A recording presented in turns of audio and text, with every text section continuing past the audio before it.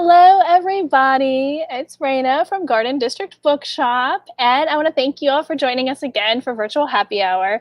Tonight is exciting because we have somebody, if you've been following along, who you've seen before. Stephen Salvatore's book, Can't Take That Away. He was on Virtual Happy Hour back in October of last year, I think. And today he's coming back so that we can both talk to Nicolas DiDomizio about his book, Burn It All Down, which just came out last week. And if you haven't read it, you need to. I'm obviously going to post the links. The thing I love about both these books is they are amazing family stories, and we're definitely going to talk about that along with everything else. But for now, I'm just going to click the button here and welcome Nick and Stephen. Hi! How are you all? I'm fantastic. I'm so happy to be here with both of you. Same. Yeah. Chin chin. It's happy hour, right? It is happy hour. So what are you guys drinking? What are you all drinking? So is this a thing? A red wine spritzer? Because it's a thing. Now. Yeah. Because my husband and I keep red wine in the fridge because I don't know. It just sometimes it tastes better cold, especially in the summer. And like a little spritzer, it just makes the world a better place. I'm in the red wine spritzer for summer. You should just start that, make that a thing. Yes, I'm here for it. Especially if it's a sweeter red wine, like it could, sometimes you're like, the seltzer can help. It really does. I'm not a big fan of like the sweet wines, but it's like it's got to have like a good balance. We'll just say. I feel that. I love you know too much about wine for me because it feels like you want to dig deeper into the fancy wine words, but for us you're just gonna be like, it's a little sweeter, A top note of honestly, if you put me on the spot talking about wine, I will fail. It will not be good. I know what I like. And that's I don't even know how to describe what I like. I don't know if that's. You know it when you taste it. Yes. So what are you drinking, Nick? I should be drinking wine because it's such a motif in my book, but I'm having a Jersey dad moment, and I'm just having a Coors Light with my Hawaiian shirt. I feel like the full aesthetic. You just fall in and don't hold back. I feel like that's something Marco from Burn It All Down would probably be drinking. I don't know. I feel like a Coors Light fridge moment for him. Mm-hmm. And his shirt. He's really trying to relate. He's trying to relate to the people. So he's like, "Oh, I have Coors Light. Did you want that?" I'm channeling all of it. What are you drinking? I'm drinking a mango cider.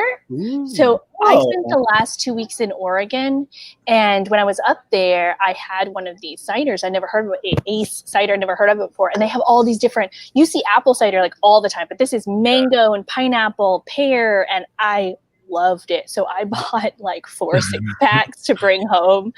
And as I'm driving home, I'm like, I'm not in New Orleans, so hopefully I don't get pulled over for anything because I have like too many 6-packs to just be like, I was going home. Like I'm not. I'm traveling across the country. And in my mind, I'm like, it is legal to travel across the country with like a car full of just cider, right? Like if this is a thing. Yeah. As long as they're not open, right? I think, right? No.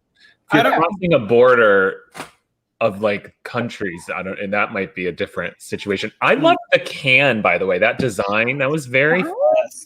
That is a design. Mm-hmm. So I wanted to say, I can see you guys watching. If you can hear us, then type in the comments where you're watching from. That's always fun to see where everybody's watching from. And if you have any questions at all about books in general, these 2 books, just one. These 2 books specifically, or anything else, books I like writing, wine, whatever, throw it at us in the comments and we will answer your questions. Yes. So do each of you want to give us like the elevator pitch for your books, like a general overview? Nick, you take this away. Nicholas, you go first. Okay. So Burn It All Down. It is a mother-son buddy comedy revenge caper, starring two characters who are, mother and son, and they share kind of an addiction to toxic men. And so they've had these patterns, with their relationships being just horrible for several years at this point when the book opens. And basically, after their most recent breakups, they decide to strike back. What is initially intended as a kind of light crime spree escalates into a very serious crime spree, and it all just goes from there. But yeah, it's like a very, I would describe it as a fun read, but also, something that has a touch of depth. So it's not all fluff. There's still some very dark and deep moments. I'm just going to come in here, and I highly disagree that there's only a touch of depth. Thank you. He always does this, and I just want to because there's so much to mine in his book. And I think, thank you. Like, for me, like, I've been such a big fan of Nick's writing for so long. I have of Stephen. So we'll talk about that. Yeah, we can go into all of that. But like, honestly, I think what's so brilliant about it is that it's not like hit you over the head with it. And I think maybe because of the ease that he writes with the humor and his voice, if you're not really paying attention, you're not really hit with all of that, at least not all at once. But I think that, like, by the time you get to certain points in the book, all of that depth really does end up coming to the surface in really, really beautiful ways. That, like, I don't know, because I mean, I've read so many different drafts from like very first, like, here's my first chapter. What do you think of this? Is this anything that I can keep going with? And then once it was acquired and sold, I didn't read anything until the published version. And so, like, all the stuff that ended up being added to it, it was like reading a whole new book all over again. Like, and I was hit with all of that stuff that I love so much about Nick's writing. And was the first chapter that you read the first chapter that's in the book? Yeah, I think. Yeah, was it? Yeah. Well, actually, technically, yes, but like 2 years before I really started drafting this, remember I sent you that one random chapter where they were like in the kitchen and literally nothing happened? Yes, but there was like some little tiny bits of that ended up. Yeah, the characters. It was the same characters, but I had no idea what the story was going to be. But I remember you were like, literally nothing is happening. Like, love them, but what is this? Like, what is this book? Was that the scene? Was it a hair cutting scene? Yeah, no. It was she was piercing his ear. Oh, it was okay. She was piercing his ear. Yeah, and that never made it into the book because there was really no way to. And now that I know that, I'm like, I'm not sure what are you doing? Well, I'm a little bored. You want to pierce my ears? Like, okay, I guess. It was just a totally aimless situation. Okay, so I'm gonna praise your book after you introduce your book. Okay, fine. Be warned. Are you ready? Get prepared.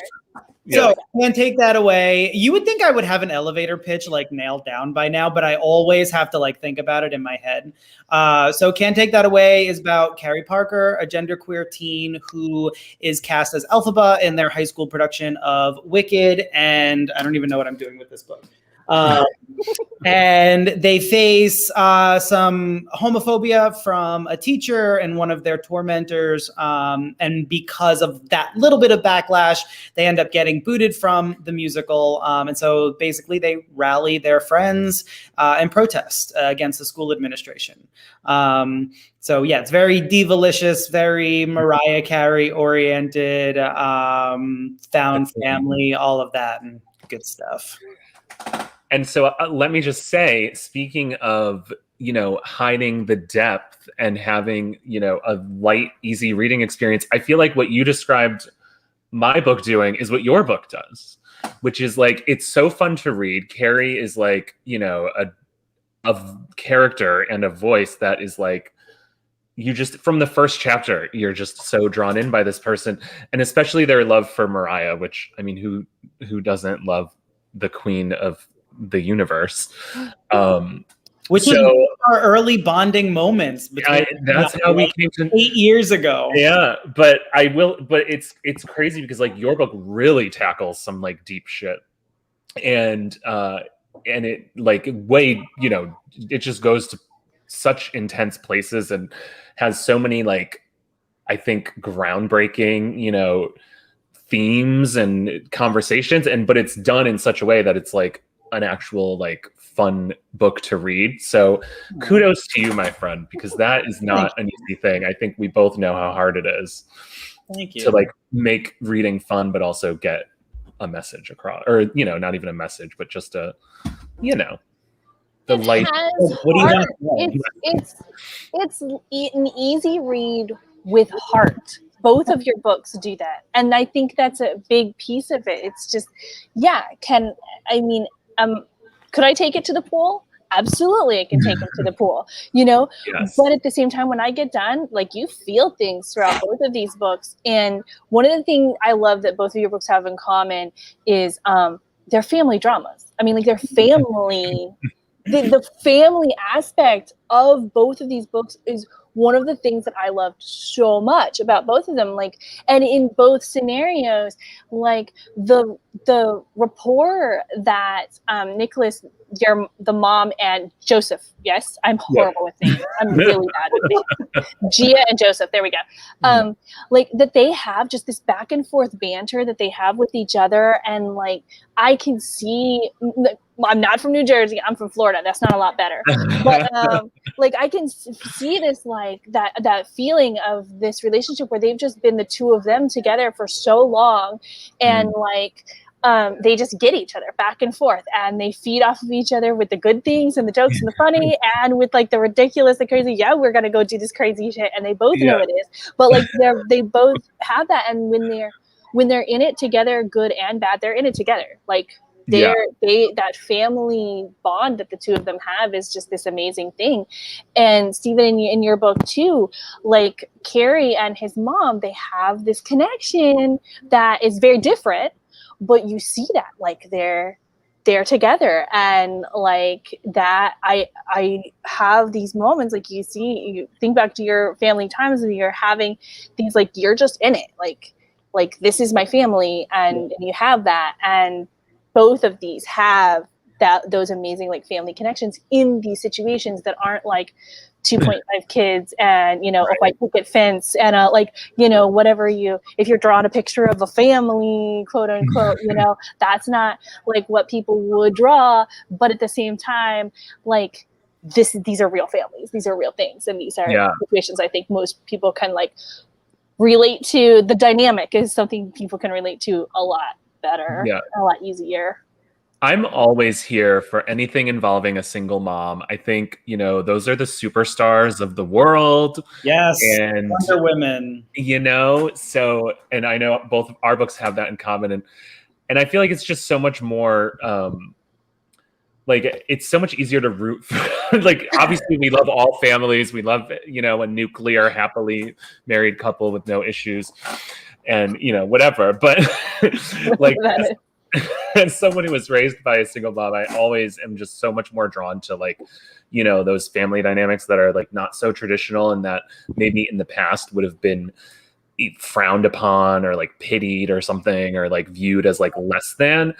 And I I look at it from a place where I feel like in many ways it's actually better. You know, I feel like I'm such a better person from having, you know, been raised by a single mom. Yeah, I feel the same way. I think I don't know, you don't see too often like positive single mom stories, and I don't really understand why. I mean, the divorce rate alone in this country, Right. you would think would dictate the types of Yeah. stories that get told, but then it's always like the struggling single mom, Right. and I think what's interesting is about Gia and Burn It All Down and Carrie's mom and Can't Take That Away is that they are struggling financially in certain ways. You know, they do have that ideal life that they would want, you know, like the white picket fence situation. But that doesn't mean that they are any less successful as parents. You know, and I think that like looking at like Joey and Gia's relationship and Burn It All Down, like I envy that relationship. Like even though they have a little codependent, Right, not the healthiest. You know, I love that dynamic. I think it's great. I think that it's kind of beautiful to see that like mother-son relationship. And Nick, I know that you've talked about this, you know, in a lot of events that you've done, but just like being able to showcase that dynamic. And, you know, I think it's a great thing. I love that. I love to see, you know, we love to see it. We love to see it. And I got to say, while we're on the topic, both of our books also have very strong grandmother characters. And what I loved so much about in Can't Take That Away, and I'm not going to give any spoilers, or I don't know if it's a spoiler. Is it given? No, it's not. It's, well, in any case, Grams. You have to say it. We don't know what you're going to say. So Grams is like such a strong, it's like, I love how, like, you know, you have Carrie's mom, who, you know, Carrie lives with and everything, but then they also are taking care of Carrie's mom's mom, who was such a huge part of, like, you know, Carrie wouldn't be the person that they are without Grams, like, you know, introducing them to singing and all of these things. And so, like, seeing how you have like these, I love like this idea in both of our books of like, you have like, you know, 3 generations of like, you know, grandmother, mother, and then like queer kid, like the youngest generation. And like, I feel like that's, you know, speaking for myself as a gay man, like I feel like that is like the lineage like of so much of who we become is like shaped by these like women in our lives that have raised us.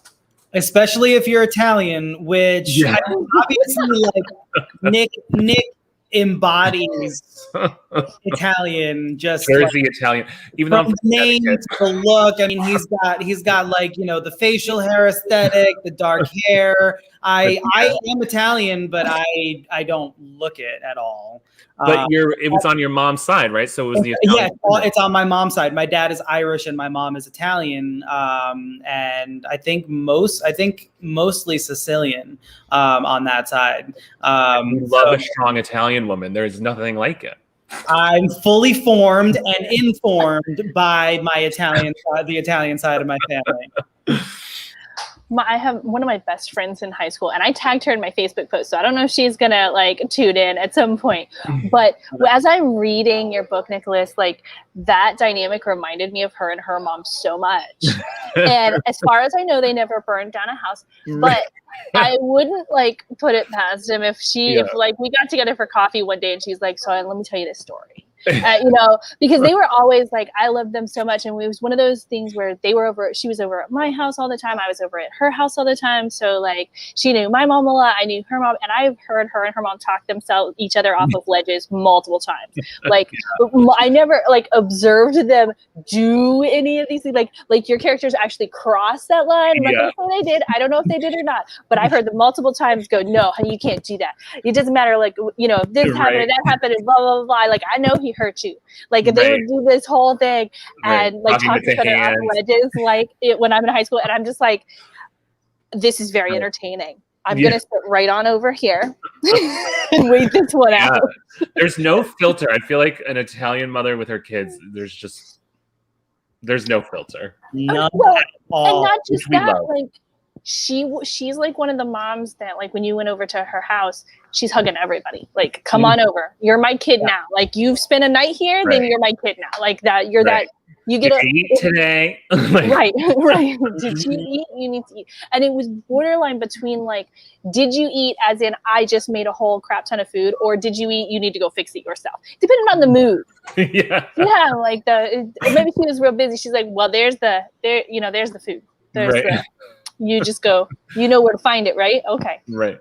My grandma was always like, here, eat, sit, eat, have this. But if you did not put your shit in the sink. Or if you refuse to eat, then it's almost a bigger thing. See, well, I don't want to. Oh yeah, refusing to eat is like, what's wrong with you? Right. Like, what are you doing? And then is this a reflection on my cooking? Are you trying to make a comment about something? Right. Like, you eat whether or not you're hungry. Right. And then the next day it's like, did you gain weight? Yeah. Like, well, stop shoving pasta. Yeah, my grandma used to come up behind me and like pinch my fat, and I was like, love you. Thank you. And then she'd laugh about it. She's like, oh, someone's eating well. Nona's are the original problematic faves. Yes. And honestly, like, that's what I love about Burn It All Down too, is that, like, these characters, like, I see this online all the time. Like, these are messy characters, and it's like, I don't know if they're messy. To me, they're realistic. I mean, okay, people aren't like burning down houses and like bashing walls with baseball bats unless you're in like a Beyonce or a Carrie Underwood video. But like, by and large, I just think that, like, a book like that, like Burn It All Down, like, it sort of it accurately captures and reflects like how people talk to each other, especially like when you're in that sort of a relationship dynamic like Gia and Joey have, or even like a messy, complicated friendship dynamic. And sometimes things can feel not in Nick's book, but like in other books in general, like things can feel a little bit too sanitized for the purpose of like trying to cater to every single audience, and then it's like you're sort of like not accurately capturing, making sure everyone's likable and all that crap. Exactly. Like, I'm in the throes of editing my next book, or it's already been sent to copy edits, and so like it's good. But there was this so good, by the way. Everybody get ready for And They Lived. I'm ready to start talking about that. I'm like, did I just blow the lid on the title? What? Did I just blow the lid, or no? It's common knowledge. Yeah, the title's been announced. It's like it's like apparently it's like in the catalogs at Barnes and Noble. Hold on. Oh my gosh! Hold on a second. We have a bookseller with us. Oh, it's in the catalog here. You can pre-order it now with this link. Oh my god! Oh wait, I don't know. Do we want? I don't know if we want to like put links yet until we have a cover reveal. Which it's there. It's on. I mean, I just got it from our website. You could go to our website now. It's already there. Yeah, that's not a super secret link that I shared. That's literally just on our website. You can. Oh my god! I'm going to the link. This is a first. This is like my mind is being blown right now. I know that. I've been told that galleys are coming soon. Oh my god! But I hope my address. I hope my editor is not watching, and then she's like, "Wait a minute, hold on," because I don't. So March 8th. That's the official date. It's the official date is March 8th. There still isn't a cover on it or anything like that, but it's there on the website. It just popped right up. Didn't even. Oh my god, that's wild. But anyway, so with derailing. This is how authors find out that their book's available to pre-order. I love it. It's amazing. This is the publishing, ladies and right. We're always like honestly, this is the publishing world. But with that book, my main character has body dysmorphia, which is something that I've struggled with since I was a teenager. And he also has disordered eating, which is something that I struggled with. I still struggle with it now. And his mom, and they have a really good close relationship, like Carrie and their mom, and like Joey and Gia. But his mom makes a comment about like somebody else gaining weight, and my editor was like, do we want to make this comment? Is this a comment that like, do we want to like make the mom character like not likable? And I'm like, right. And Nick, like, we've talked about this a lot, like those, I don't even know if you can necessarily call them microaggressions, like the things that people say, like the people that we love say, like when you struggle with your weight, like people don't even realize that they're saying something that can be really harmful or hurtful or destructive. And like, I wanted to capture this. So that was like a little bit of like a back and forth. I don't want, like, mom is not a bad character. She's not like, malintentioned. Right. It's like you almost are unaware of the things that you say sometimes. Yeah. Well, and it's also like with that topic specifically, but so many other topics too. It's like we're all, not victims, but we're all, we all grew up with this like crazy diet culture and like, this. My God, the 90s were like diet fad after diet. Right. Like we did all the fads. I know. I was doing like juice cleanses when I was like 9 years old. Slim Fast. I was literally Slim Fast when I was like 12 years old. Weight Watchers when I was like 13. Atkins, remember Atkins? You couldn't eat an apple, but you can eat a pound of bacon. And that one worked. That was what was so bad. But it's like, yeah, these characters, like the mom character, it doesn't mean she's like a monster. It just means she was, affected by what she grew up with, which we all did. So yeah, but it's such a struggle because it's always going to be the first note that like, an editor or not all editors, but it's always going to be something that comes up in editorial discussions is going to be like, are you too far over the edge with this character? Or audiences just going to hate them? And it's also like, why can't a reader, dislike someone? Yeah, well, people are nuanced. So like, they say, a line that might upset you, but that doesn't mean they're evil. And that is what makes them more real in the long run. Like if you wash all those little bits away, you erase all those little bits on the edge, then it's like, okay, well, here's a box and here's a mom character. Right. Here's a figurine. Right. Enjoy. It's like you're kind of like scrubbing the realism away, Yeah. Because it's like, even though it's fiction, there's still those very real elements, right? Like obviously like mother-son duos are not, burning down houses, and obviously like high schools are not throwing Wicked productions. Like obviously these are like, I could talk all day about like people being like, oh well, it's right for a high school to be throwing Wicked, and like, yes, we understand. This is where you need to like suspend disbelief for a second and like me on this fictional journey where because like the only reason my high school might not have done Wicked is because it was expensive.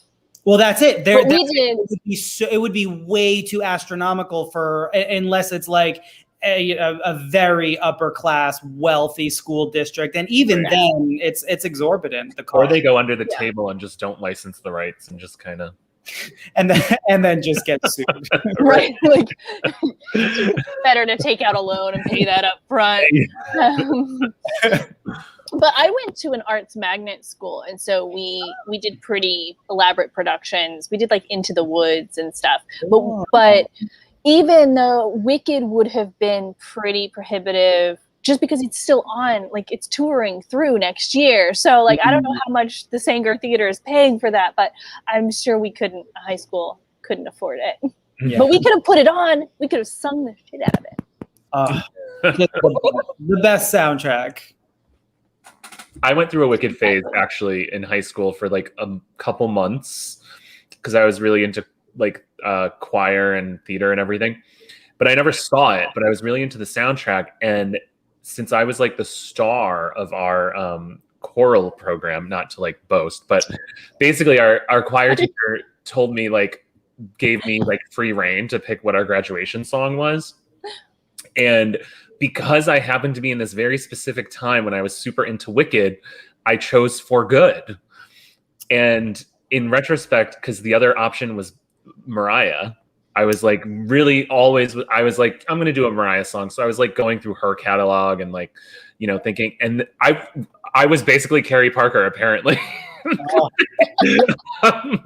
I'm torn between Mariah and Wicked.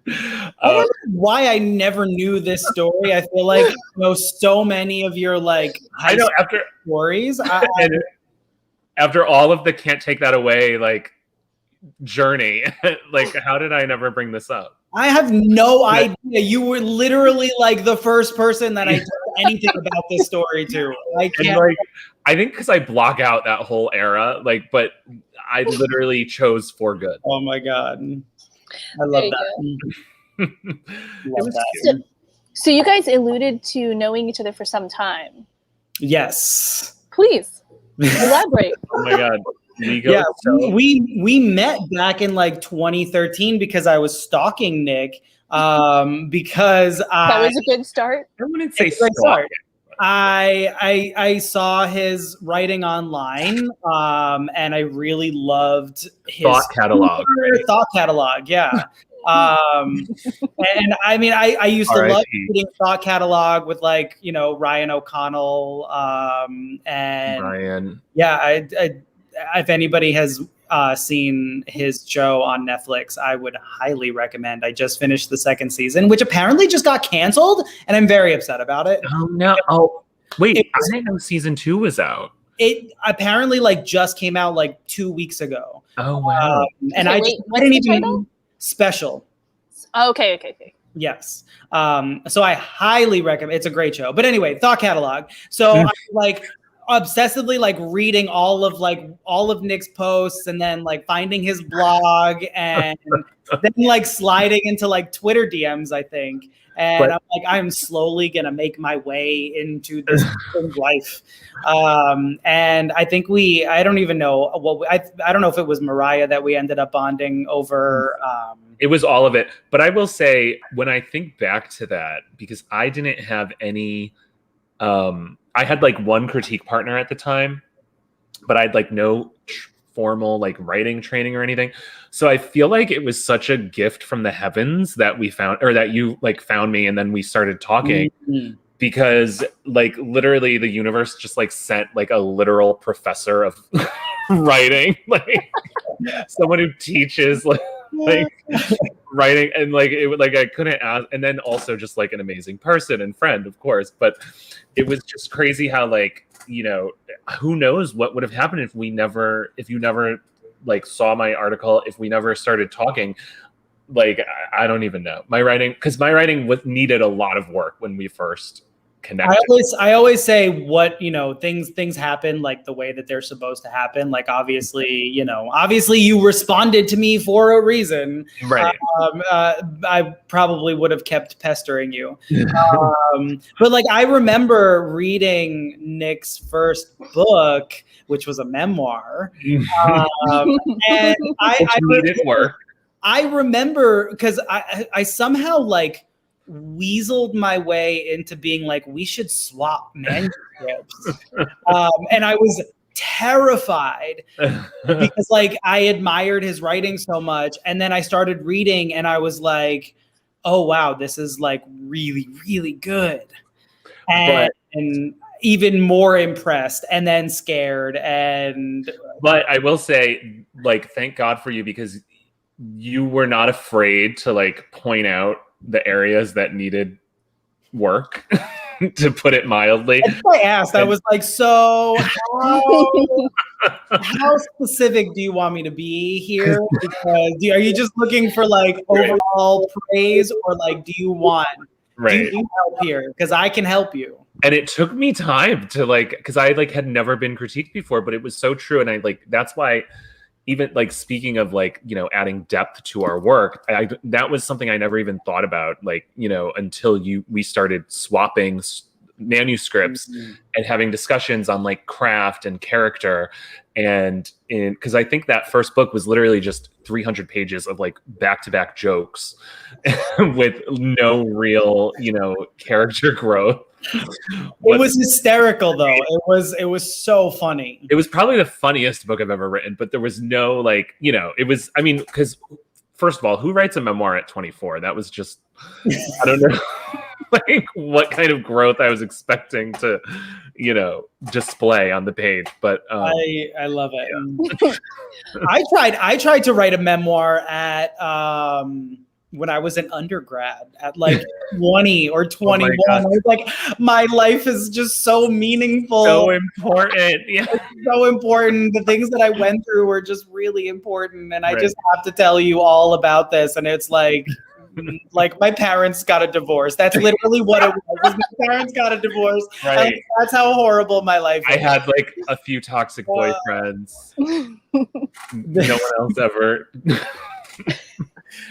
So we have a question actually, and it starts for Stephen. If Nicholas's book became a musical, which composer besides Mariah would you choose for it? Ooh. And then Nicholas, the question is going to be for you. Same question. So. Oh, this is difficult. So I can't say Mariah for his book either. No? I feel like no, you can't. Which I have to say though, it would have a lot of Mariah Carey songs in it. So like, how could you? It feels. It's mostly just piecing together Mariah Carey songs. Right. It's like songs that reference Mariah. What can go right? I feel like I would need some sort of like.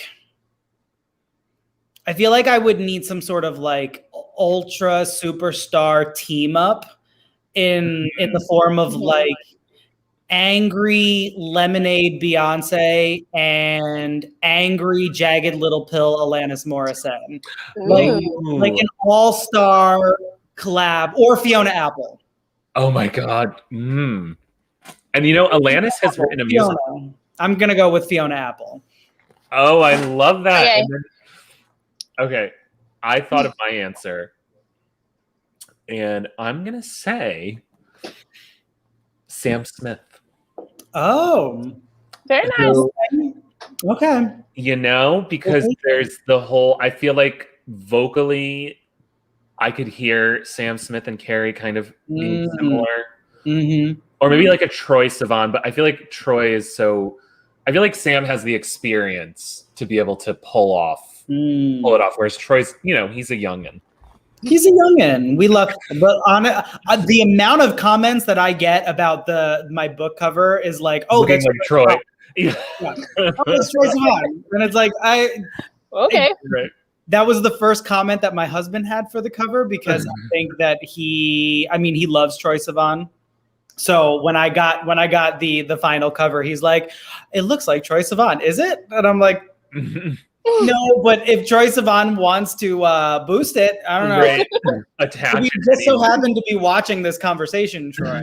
Please feel free to share. That's awesome. So, Nicholas, do you have a background in stand-up comedy? You know, I don't, which is very sad. It's one of those things where I have gone through phases similar to the high school Wicked phase. I've gone through phases where I was like so into stand-up and like, you know, watched every special that I could and I've read like every comedian memoir in the world. And so like I've always had like a love of comedy. So I've gone through phases where I thought about, oh, maybe I could do it myself too. But, you know, just like the thought of like standing on a stage and like telling jokes and knowing that you're not going to bat 100 is like so terrifying because like the thought of bombing is like, I think I would literally melt in like, or like have some kind of medical episode. So I've never actually like taken the plunge. But which was also why writing a character who's a stand-up comic was so fun, because I was like, okay, I could do this. I could write about someone who's a comic and not have to actually experience any vulnerability, really. Yeah, I've known a few people who do stand up or have done, had periods of time in their life where they did stand up, and it's tough, man. Woo. There's nothing to hide behind. In a band, you've got other members. Even if it's just you've got like a guitar. You've got something to hide behind if you stumble or if somebody's not quite into it, or if you're in a musical, there's the rest of the cast, the musical, something will happen. You can stumble, and yes, but it's not just all on you and things you made up and the things you went through. So like I would never, and I've been on stage, I've done all those other things, but I wouldn't do that. It's like the most extreme form of vulnerability.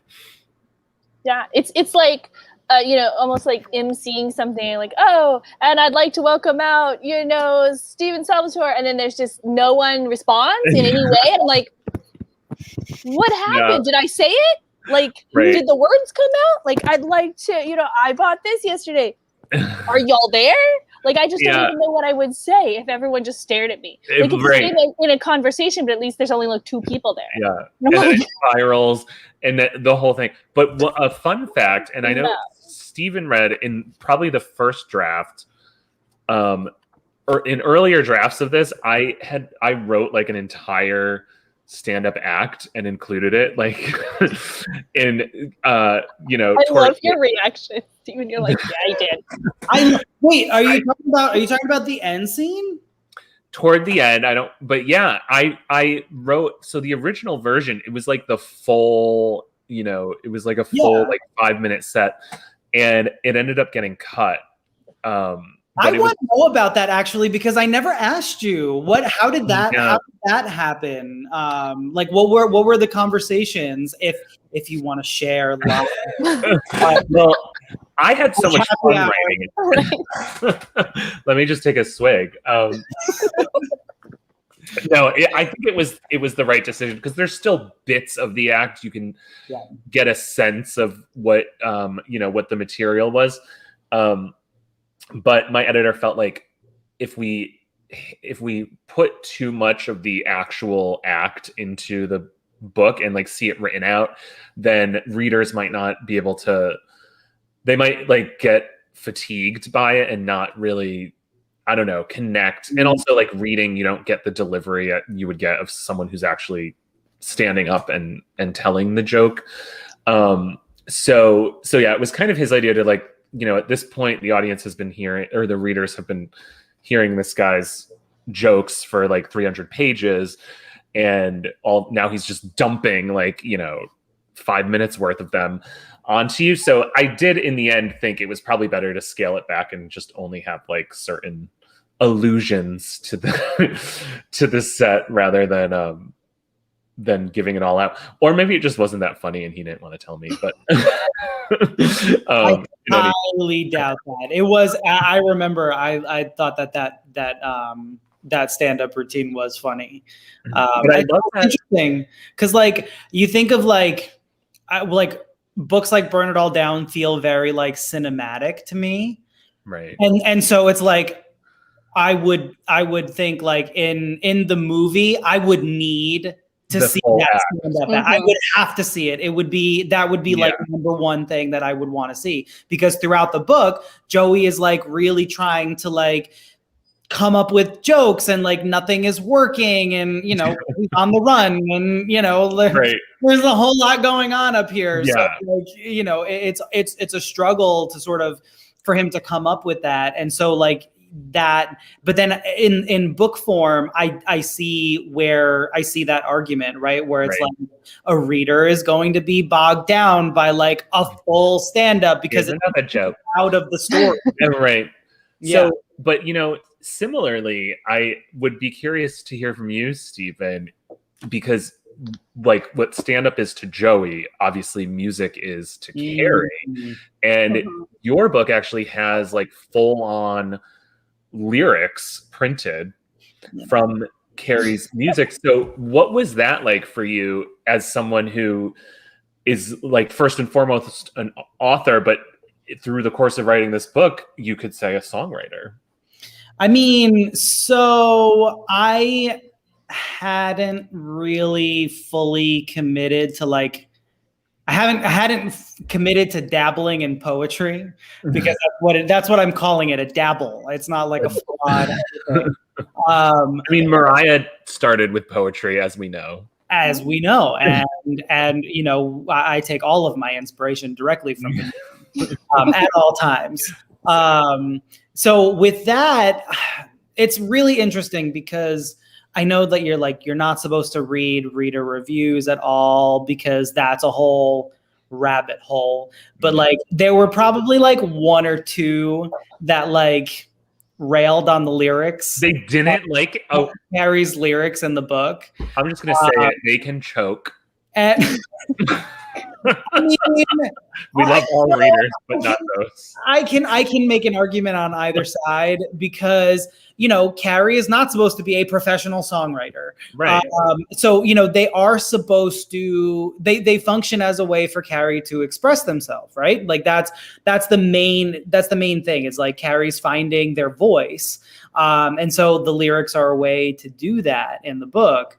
But they did go through some very last minute line edits from me because like even in the art version, they're different from the final version.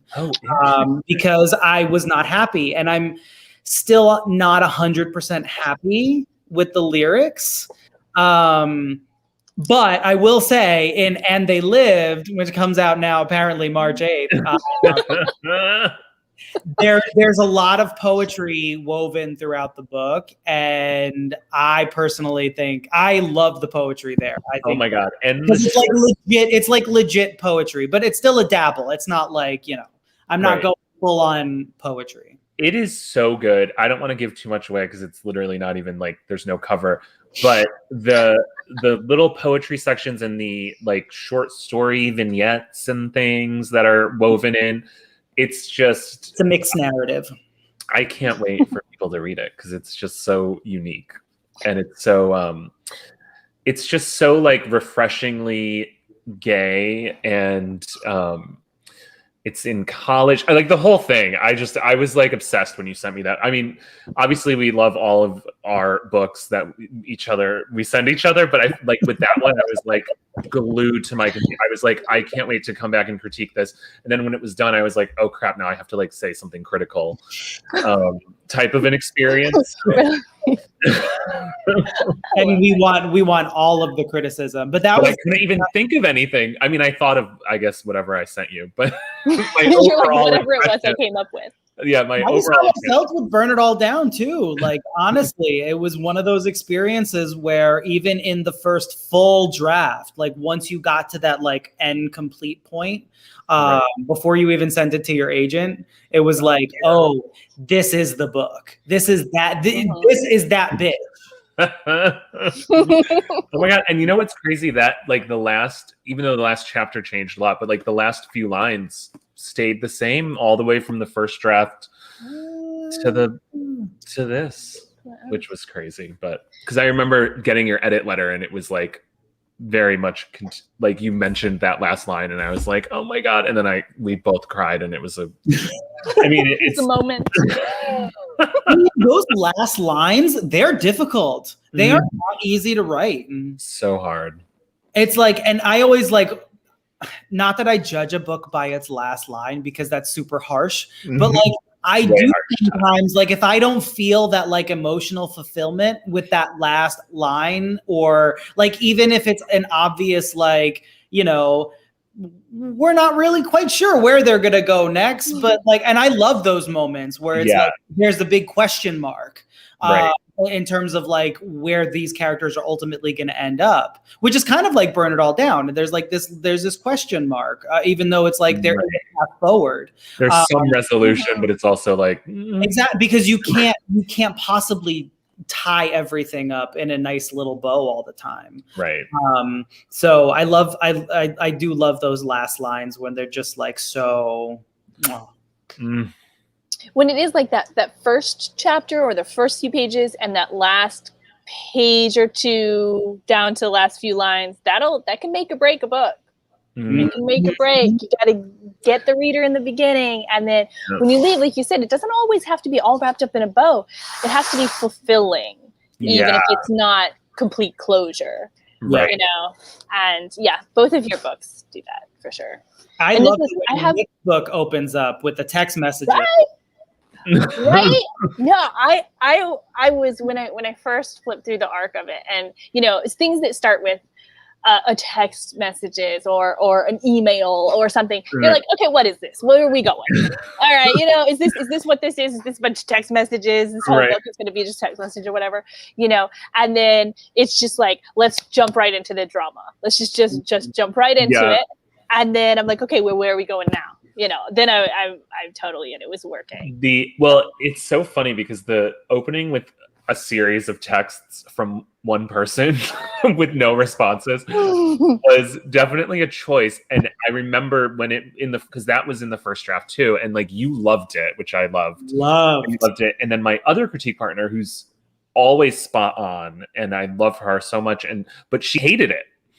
And so I was like torn between two critique partners who I both like always listen to, and like I was like, great, now I literally have to choose for myself because it's always so much easier when they agree, and I'm just like, all right, if they're both saying this, then clearly I have to fix it.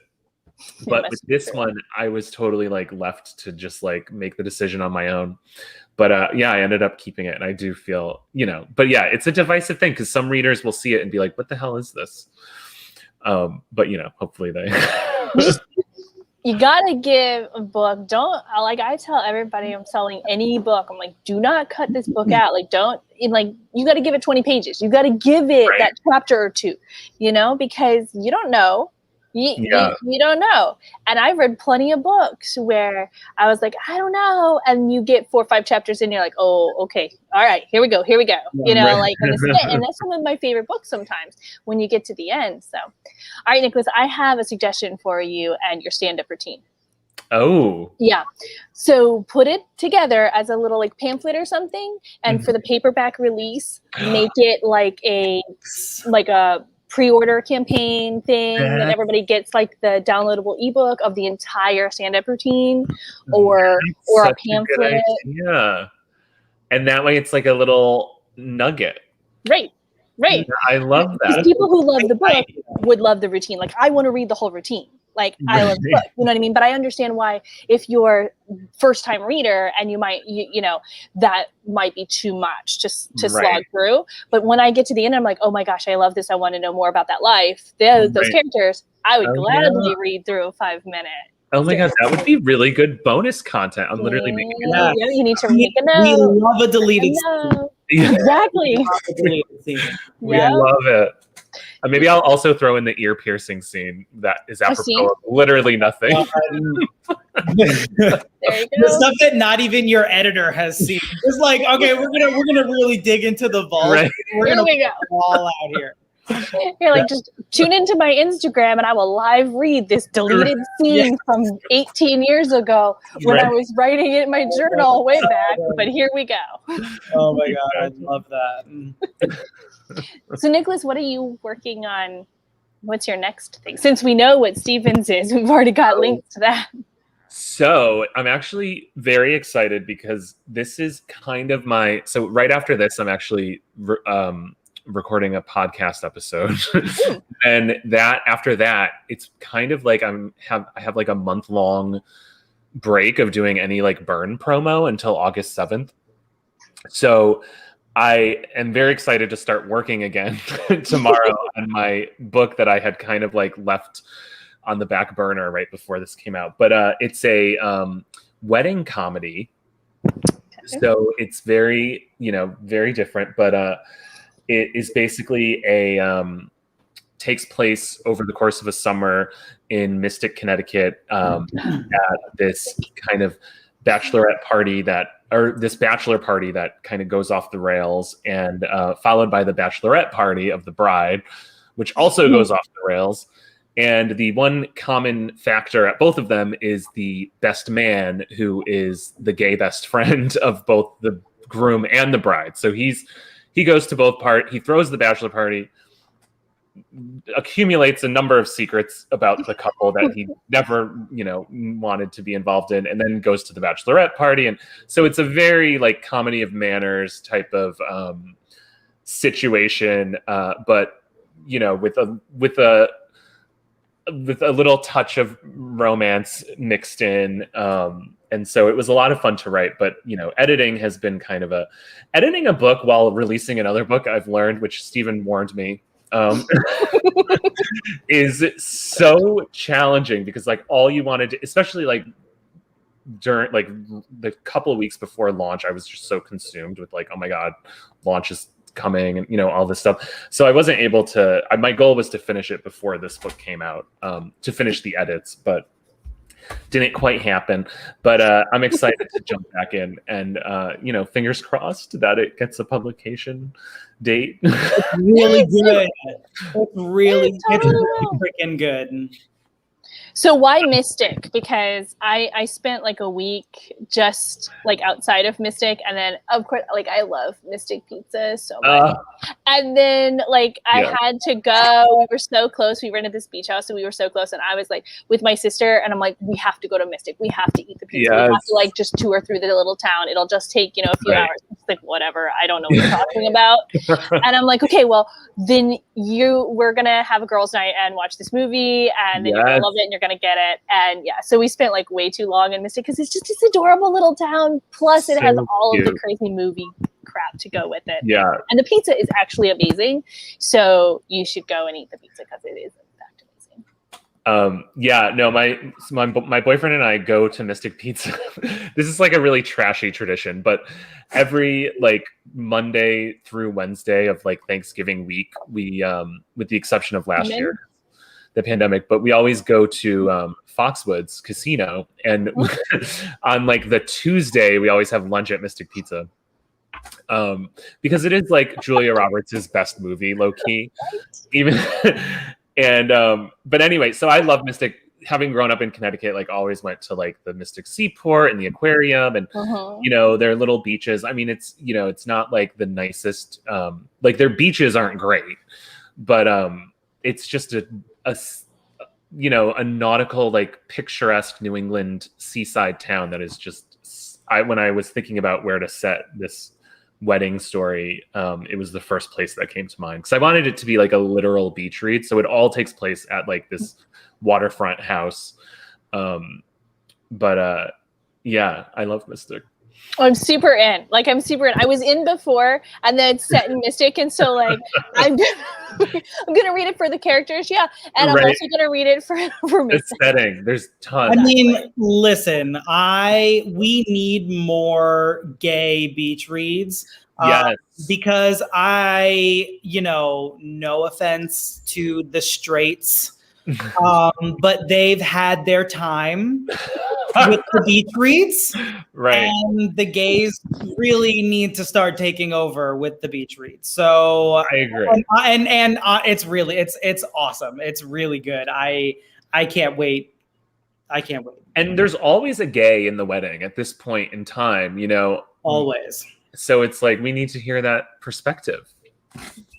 I'm in. I love it. I had not previously thought that was an underrepresented genre, but now that you bring it up as a bookseller looking around, it definitely is. It definitely is. Well, you know what, y'all? We made it to 6. Well, it's 6 months. Oh my God, that flew. Oh, no way. It does. It's so much fun. It's so much fun. Wow. Stephen, it's always fun talking to you. And Nicholas, it is so good to hang out with you for an hour. This was such a great, I couldn't ask for a better like final streaming event throughout this past 2 weeks of launch. And I mean, every time Stephen and I do anything together, it just feels like a little surreal at this point, because we spent so many years languishing, not being published, and like literally just like, thinking it would never happen. So the fact that we're like over here just like, with our books behind us is like such a It literally all happened at the same time for us. Like Nick got an agent, I got an agent. I sold my book, Nick sold his book. My book came out a couple months later, his book came out. So it was like really just this like weird syncing up total syncing. So who knows what would have happened if someone was like significantly ahead of the other. Oh, you don't need that kind of relationship strain. Right. Let's not think about it. We're gonna move forward only. It was all just meant to be. Yes, Exactly. no what ifs. Exactly. Well, y'all, everybody, thank you for tuning in. I can see you all. Thank you for watching, and thank you to everybody who commented. And Nicholas and Stephen, thank you so much for joining me this evening. It was Thank you so much for having us.